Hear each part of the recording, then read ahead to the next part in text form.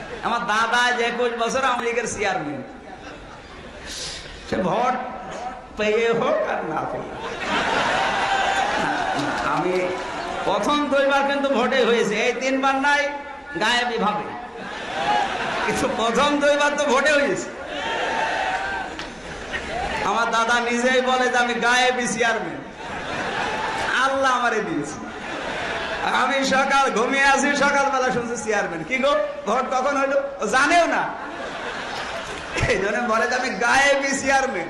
ধরে বলেন সুবহানাল্লাহ, নাউজুবিল্লাহ বলছেন কোন কারণে? আওয়ামী লীগ এই জন্য মন থেকে কই, আমার দাদা তাফসীর মাহফিলে বাধা দেয়, আমি দেখিনিও শুনিও না। বাধা দেয় নব্য যারা, এই যে সবিতা লীগ, হাইব্রিড, এরা মানুষের নজর নিজের দিকে ফেরাতে বন্ধ করে দিলাম। তুমি ক্ষমতা দেখানোর জায়গা পাও না। দাদা আমার গল্প শোনায়, যে এক লোক বিয়ে করেছে, বাসর রাতে স্ত্রী বলছে তুমি কি করো? কি করবো মানে, আমি চাকরি করি, তাও সরকারি চাকরি। তোমার দায়িত্ব কি? যে রেলগাড়ি যায়, মাঠের ভেতরে যে গেট আছে ওই গেট বন্ধ করা আর খুলে দেওয়া। বলছো ও তুমি গেট ম্যান? গেটম্যান মানে আমার ক্ষমতা জানো? গেটম্যান তাতে কি হয়েছে?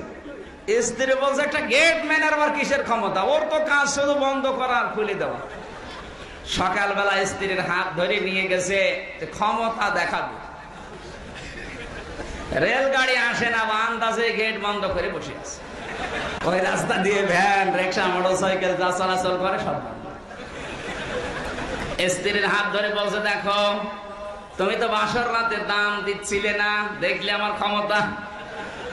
গাড়ি আসে না, অথচ গাড়ি বন্ধ করে ফেলেছি, সব বন্ধ। এখন যতক্ষণ আমি গেট না খুলবো কেউ যেতে পারবে না। হঠাৎ কিছুক্ষণ পরে ইন্টারসিটি ট্রেন আসতেছে, ওকে যেখানে সেখানে দাঁড়াবে? দাঁড়াবে তো একবারে যে কুমিল্লা দাঁড়াবে? ও মাঠের ভেতরে লাল ফিলাপ উঁচু করে বসে আছে। ট্রেন গেছে থেমে, স্ত্রীর হাত ধরে বলে কি দেখলে, তুমি তো দাম দিচ্ছিলে না, এই গাড়ি একবারে কুমিল্লা যে থামবে, আর আমি এই মাঠের ভেতরে থামিয়ে ফেললাম, আমার ক্ষমতা। স্ত্রী মনে মনে ভাবছে আল্লাহ তুমি কার ঘরে পাঠালে, এত ক্ষমতা, ক্ষমতা করে বাঁচে না, না জানি এরা আরো কত গোপন ক্ষমতা আছে।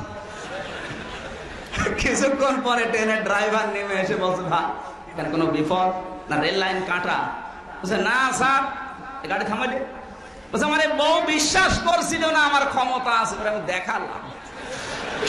ড্রাইভার ডাক দিয়ে বলছে বেটা বেয়াদব, কত গুরুত্বপূর্ণ লোক ট্রেনে আছে, বিভিন্ন জায়গায় যাবে, তুমি বউ খুশি করার জন্য ইয়ার কি মার দিয়েছে তুই চড়।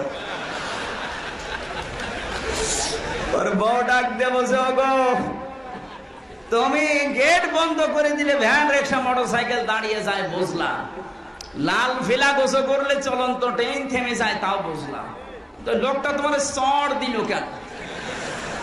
ও বলছে ও দেখিয়েছে ওর ক্ষমতা, আর আমি দেখালাম আমার ক্ষমতা। আজ এই ক্ষমতা দেখা দেখি চলছে, কেউ বসে নেই, বসে আছে, শুধু একটু চেয়ার পাওয়া দরকার। যে যখন চেয়ারে থাকে সে তখন গিয়ারে থাকে। আমি কিন্তু চেয়ার মানে যে এই চেয়ারের কথা বলছি, এইটা। আর সব বেশি হলো হুজুরের চেয়ার। আমরা এখন গিয়ারে আছি, কিসে আছি? চেয়ার মানে আবার অনেকে মনে করছে যে ওই চেয়ার, ওই চেয়ার তো 41 সাল 71 সাল, ও চেয়ারের কথা বলে আমি মার খাবো? আমি মরে গেলে ওই চেয়ারের কথা বলবো না।